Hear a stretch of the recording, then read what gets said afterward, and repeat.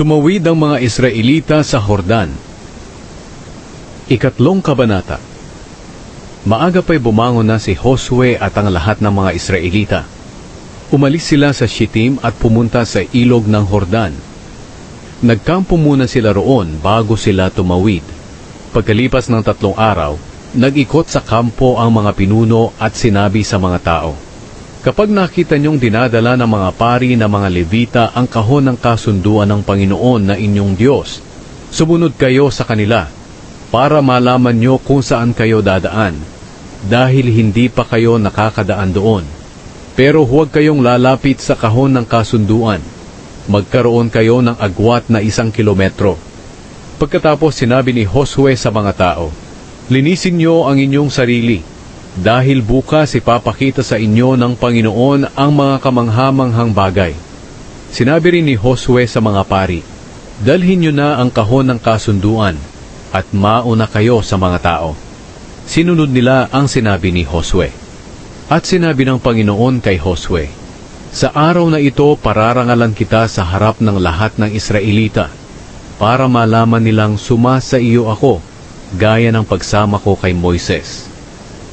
Sabihin mo sa mga paring tagabuhat ng kahon ng kasunduan na pagtapak nila sa ilog ng Hordan ay huminto muna sila." Kaya tinawag ni Josue ang mga tao. "Hali kayo, sasabihin ko sa inyo kung ano ang sinabi ng Panginoon na inyong Diyos.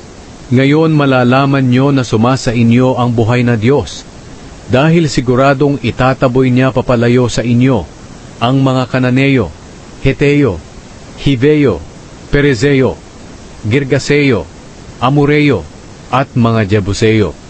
Tiyakin nyo na ang kahon ng kasunduan ng Panginoon na makapangyarihan sa buong mundo ay mauuna sa inyo sa pagtawid sa ilog ng Hordan.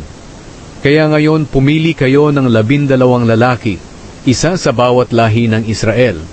Kapag lumusong na ang mga pari na tagabuhat ng kahon ng kasunduan ng Panginoon, ang Panginoon na makapangyarihan sa buong mundo, hihinto ang pagdaloy ng tubig sa ilog ng Hordan. Ang tubig nito mula sa itaas ay maiipon sa isang lugar.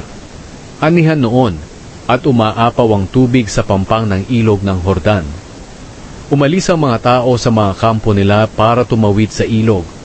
Nauuna sa kanila ang mga paring buhat ang kahon ng kasunduan.